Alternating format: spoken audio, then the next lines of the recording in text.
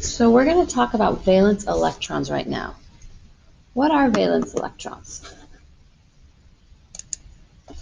So they are the electrons in the outermost energy level of an atom. The ones furthest away from the nucleus. Those are your valence electrons.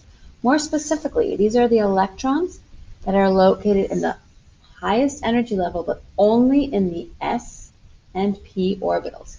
So you can have a total of 8 valence electrons, except for the elements in the first row have 2 valence electrons. So we're looking at electrons in the outermost energy level. For instance, if you look at nitrogen, nitrogen's electron configuration is 1s2, 2s2, 2p3. If you were to look at the highest energy level, that's 2, right? That's the highest energy level. How many electrons do we have in the S and in the P? We have 2 plus 3, 5 valence electrons. Let's look at magnesium. If you were to write out its electron configuration, the highest energy level you have is a 3. These are 2s. The highest energy level you have is a 3.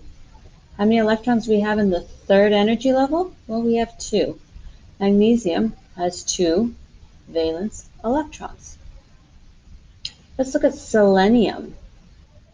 Selenium's electron configuration is 1s2, 2s2, 2p6, 3s2, 3p6, 4s2, 3d10, 4p4. So we're looking for the electrons in the highest energy level. Who's got the highest energy level? 4. 4 is the highest energy level. This is a 3. That doesn't count. Looking at 4. How many electrons do we have? 2 plus 4. Total of 6 valence electrons. 6 valence electrons. Now let me show you what that looks like on your periodic table. So let's look at our periodic table. Let's go back to that example of nitrogen. Nitrogen is right here. Okay, and we said it was a 1s2, 2s2, 2p, 1, 2, 3, 2p5. 2 plus 1, 2, 3, that's 5 valence electrons. Let's look at phosphorus right below it. Phosphorus is a 1s2, 2s2, 2p6, 3s2, 3p5. Its highest energy level is a 3.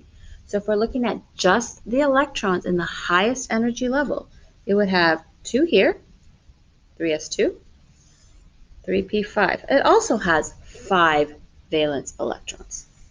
Arsenic also has 5 valence electrons. So does antimony. So does bismuth. They all have 5 valence electrons. The way your periodic table is arranged is it shows you the number of valence electrons you have. Lithium, its highest energy level is 2. 2s1 has 1 valence electron. Everything in this column has 1 valence electron. Everything in this column has 2 valence electrons. We're going to skip the D block. We're going to come over here to the P. So we just did S. 1, 2. Everything here, starting with boron, they all have 3 valence electrons. Here, 4 valence. 5, 6, 7, 8. So I would label your periodic table if you can. 1, 2, 3, 4, 5, 6, 7, 8. That's the stuff that's highlighted in blue on the top. Label it. Now these guys over here, if you remember, are called noble gases. We talked about how they're unreactive, that they're like the goal for every element on this periodic table wants to be like a noble gas. Why is that? Because they're so confident in themselves that they don't feel the need to react. Their orbitals are completely full, and every element on this periodic table wants to be like those noble gases. Okay? Your noble gases, if you notice, have 8 valence electrons. That is called an octet, and that is what we want in chemistry. We want our elements to have an octet. This is what a driving force for a chemical reaction. If in a chemical reaction, you can achieve an octet in terms of valence electrons around you, then that is your goal, and that's going to be more favorable for that reaction to occur. So remember, your noble gases have 8, with the exception of helium. Helium only needs 2. Why does it only need 2 electrons? Because it's in the first energy row, and the first energy level only has s orbitals available, and we can only put 2 s orbitals there. Okay, so now we're going to do what's called an electron dot structure. If you remember, we said nitrogen had 5 valence electrons. If you have 5 valence electrons, you can put those electrons around the nitrogen. Remember, N is the symbol for nitrogen. We have 5 valence electrons. We don't care about any of the other electrons. Why? Because they're not the ones that do the chemistry. We only care about the valence electrons because they're the ones that make chemistry happen, the ones on the outside. Okay, so we have 5 valence electrons, so we're going to put them around the nitrogen. 1, 2, 3, 4. Remember, we're trying to get to 8.